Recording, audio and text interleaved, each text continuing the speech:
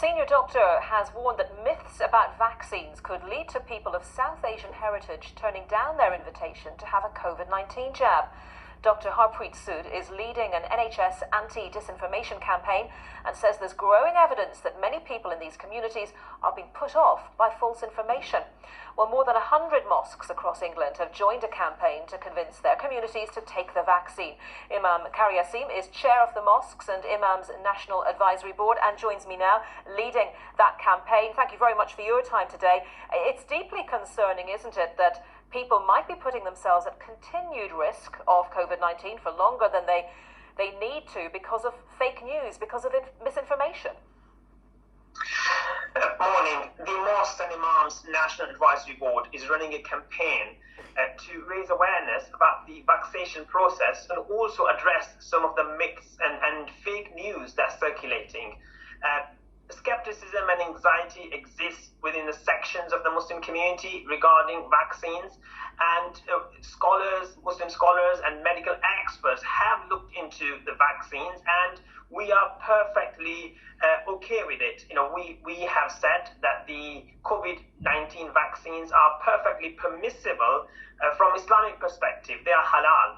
And secondly, we are addressing the rumors, fake news, false information that vaccine process is going to result in DNA modification or is going to result in people being tagged. And our message is very clear. Minab is saying that verify before you amplify, because such misinformation could result in someone losing their life. Well, that's a really good phrase. A really good phrase. Verify before you amplify, because actually, if people are looking at social media and they're seeing fake news, we all know that can be, that a lie can be, that old phrase, a lie can be around the world before the truth has got its boots on. It gets amplified very, very quickly. Let's debunk a couple of the chief myths, the chief culprits in all of this. One is this claim that's been circulating, for example, that the vaccine contains alcohol. What do you say to that specifically? Medical experts and Muslim scholars have looked into it, and we believe that the two vaccines that are being administered in the UK, that are being used in the UK, AstraZeneca and also Pfizer, they do not contain any alcohol, and they do not contain any animal product or human embryo, and therefore they are halal. They are perfectly permissible within the Islamic framework. Okay, so yes, alcohol and meat, that was the other myth that was going around. Now, you're going to be using Friday sermons, you and the imams in your group are going to be using Friday sermons to deliver this message. What else will you be saying in those sermons?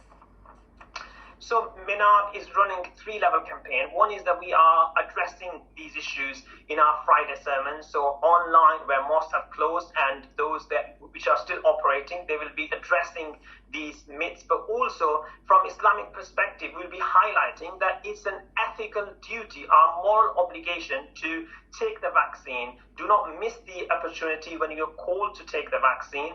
And it can be an Islamic obligation, not just a recommendation, but obligation to take it where one is living with someone who's vulnerable, someone who's elderly, someone who's experiencing underlying health conditions. It can be an Islamic obligation to save their lives. So even if you think that you'll be okay, please do not miss the opportunity to take up the vaccines, because we have a moral duty towards our own selves, but also towards others, to protect lives, which is one of the fundamental core principles of Islam and all other faiths.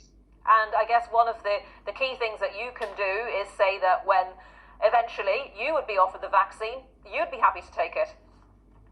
Absolutely. So in the categorization, I haven't been called, but actually what Minab has been doing, asking many imams who are elderly, who have been called to take vaccines, that they are actually videoing whilst being vaccinated, so that it can give people reassurance and also inspire confidence in people that, look, imams, the religious scholars are taking these vaccines, and therefore we should not have any hesitation from religious perspective to take up the vaccines that are available in this country. We are really lucky to have developed these vaccines in such a short period of time, and I think this developing in such a short period of time has also raised concerns among some communities. People think that actually this is another myth, that the fact that the process has been accelerated, it must not have gone through the verification process. But that's not the case. We are not making these claims without having done our research, and we are very confident and we are grateful to our government to have actually rolled out this vaccine in such a